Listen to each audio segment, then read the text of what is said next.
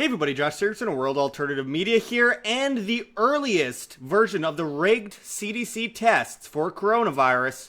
We're testing water, lab water, positive for coronavirus. We're going to go into this and more today, but first make sure to hit the like button, share on social media to help us get around the shadow banning, join our new newsletter at www.iambanned.com, as well as, most importantly, join us on Flote.app as well as BitChute. Everything's linked below, all the ways you can help us here at WAM, as we have been demonetized for not towing the line of the World Health Organization through this insane time we're living in. Anyway, let's get into the news here. As this article from Business Insider says, it is unclear why quality control did not detect this issue. Early CDC tests couldn't distinguish between the coronavirus and water. And we're going to go into this article a bit more in a moment, but does anyone remember when those tests went to Britain, all those coronavirus tests, and they found that they were tainted with coronavirus itself? Does anyone remember when the Tanzanian President tested a papaya and a goat and a pheasant for coronavirus and they tested positive? What about all the people that have been misdiagnosed as having coronavirus because they were short of breath, including people dying of leukemia? We're going to go into that further in a moment, but just some context as we go into this insanity, as the CDC has been caught in a ton of buffoonery lately, and then we'll dig down deeper into that in just a moment. But as this article goes into, as government authorities were facing a coronavirus epidemic in February that has now turned into a full-blown crisis, the Centers for Disease Control and Prevention botched its development of testing kits, according to government emails seen by the Wall Street Journal. In particular, some of the CDC's tests wrongly detected the new coronavirus in samples of laboratory-grade water, one email said. According to the Journal, the email sent from a CDC official to state public health lab officials said some labs found sporadic reactivity in the negative control of one of 3 assay components. But the CDC had already sent those kits to state public health labs and had to retrieve them. It is unclear why quality control did not detect this issue before the kits were sent out to states, the email said, according to the Journal. Well, here's the thing. When you have tests that, well, obviously there's an agenda. They want as many people to test positive as possible in order to be able to, grow their control complex, keep people in fear. Fear is what motivates government and control, of course. And when you have a government that is the World Health Organization, the governments of the world, trying to gain as much control as possible, use a crisis for their own benefit, you're going to have tests that are going to be not efficient. Tests that are more likely to give you a false positive. And we've seen that with the regular coronavirus tests that have continuously done that. But imagine for a second, and this is just a theory, I have no evidence of this, but let's look at this for a second. You have these tests that are testing lab-grade water as positive for coronavirus. Does that not make you consider for a moment that that was one of the tests that was meant to give a bunch of false positives, and it was just too obviously giving false positives when everything was being tested positive for coronavirus? I mean, when papayas test positive for coronavirus, those were World Health Organization tests, and you have the CDC putting out tests that test water positive. You have to wonder, did they just not give themselves enough leeway in this situation? They released new studies or new tests right after that. Those tests were easily testing people who got in car crashes as positive for coronavirus. And there's evidence that the asymptomatic groups are so much higher that it very well could be that a ton of people tested positive, but it didn't affect them. And far more people are positive for it, but are asymptomatic than we previously realized. And we did just go into a study recently talking about the fact that the CDC now admits that the chances of dying if you have it and you are symptomatic of coronavirus, the chances of dying are 0.26%. That's way different than the 3.7% they had originally said. And at one point, they even thought maybe as high as 7% mortality rate. And then, if you look into it further with asymptomatic cases, it's 0.1%. And if you count all of this stuff together, basically, the stats on their own study that we went into in a previous video fall as far down as possibly 0.002%, but more generally speaking, 0.04%, which that's if you have it. So the chances of anyone getting it, you're more likely to get struck by lightning like 5 to 8 times in your life than die from coronavirus, generally speaking. And most people who die from it are in nursing homes. Those are facts, and the CDC themselves are saying that, though we get demonetized for daring to talk about that. The CDC also came back and said, well, actually, the coronavirus doesn't spread as easily as we thought. It doesn't really spread easily on surfaces. Well, that kind of goes against the whole idea of shutting down all these restaurants, all these businesses, and now you have the greatest global depression in history on your hands. And we're finding out more and more information that shows the CDC, as we've always believed, is corrupt to the core, and their tests are so faulty, so bad, that they're testing water positive. Now, look, that leads me to believe, and I think it's obvious to most of you, that this is all a plan, all a game. We cannot forget that Fauci, who is funded by Bill Gates alongside the World Health Organization, headed by Tedros, one of the heads of the Ethiopian Communist Party, which works with China and all that kind of stuff.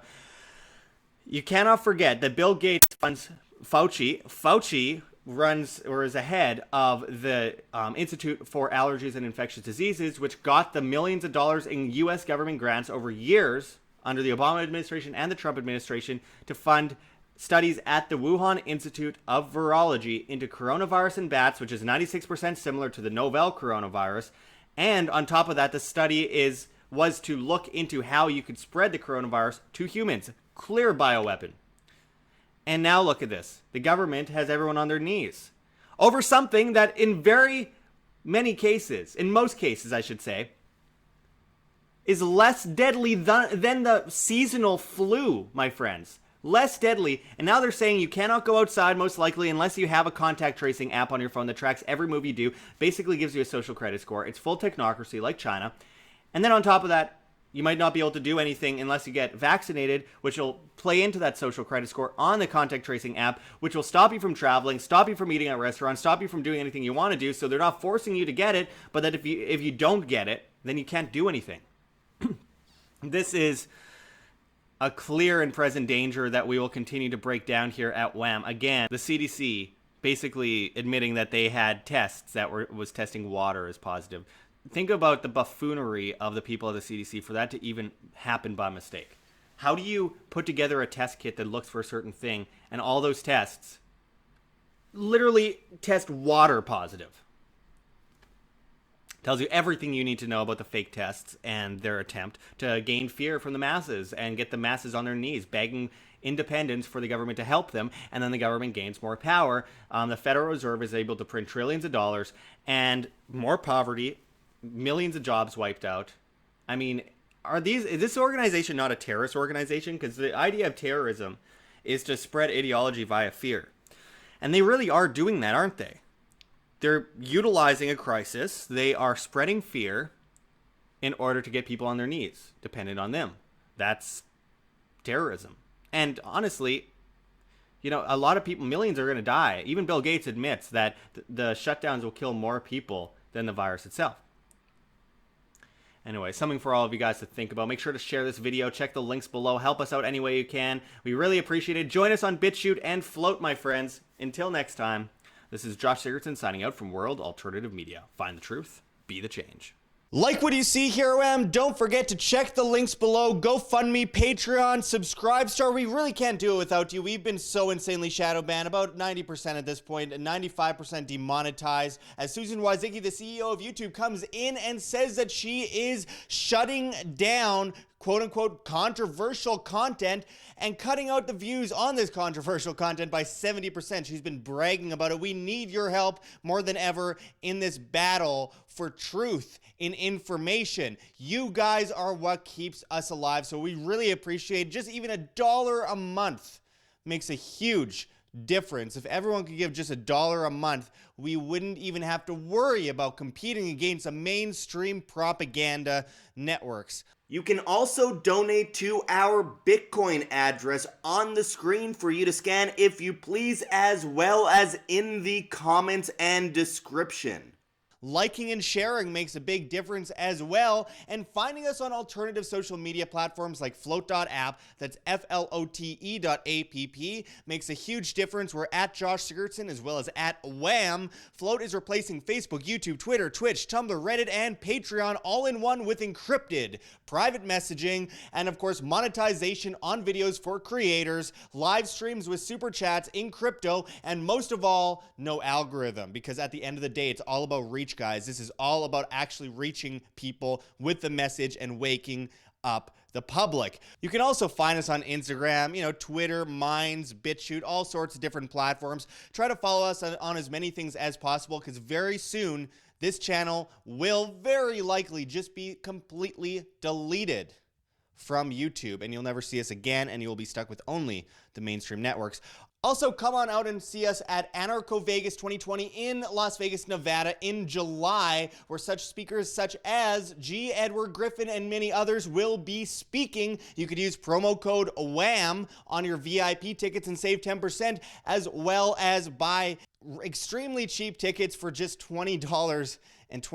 You won't find a cheaper conference than this with such amazing names. Check anarchovegas.com for more information on that. We hope to see you out there. And anyway, I really appreciate all of you guys joining us. You make it possible for us to survive in this volatile, propagandized climate. Until next time, this is Josh Sigurdson signing out from World Alternative Media. Find the truth, be the change.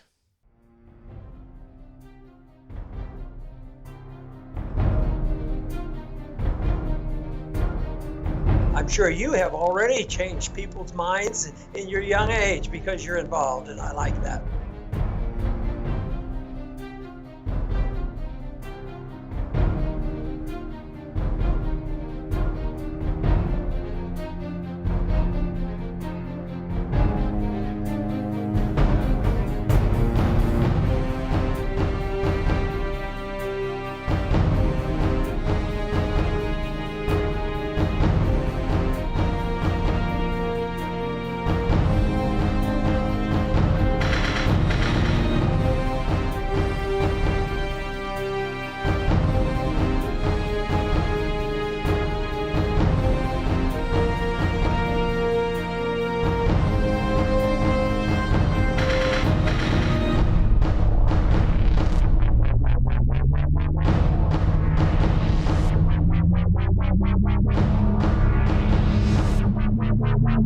Bye.